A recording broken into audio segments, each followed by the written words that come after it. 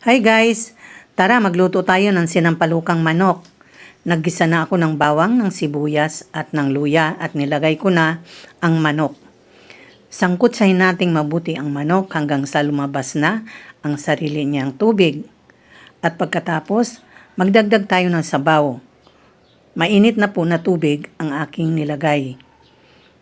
At pakuluan nating mabuti hanggang sa maluto ang ating manok.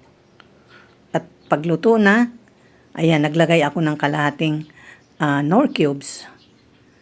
At pagkatapos, nilagay ko na yung patatas. Lutuin natin ang patatas. At pagluto ng patatas, ngayon naman ay nilagay ko na yung Knorr sinigang with gabi. And then, haluin po natin para ma-distribute yung ating nilagay na pang-asim. At pakuluan natin hanggang sa maluto ang patatas. At pagluto na ang patatas, ihalo na natin ang gulay. Ang ginamit kong dahon ay bok choy. Masarap po ito sa sinigang o sinampalukang manok.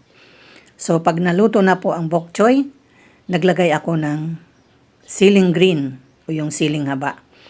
Pagkatapos, pakulo ng konti at ito ay ready to serve na.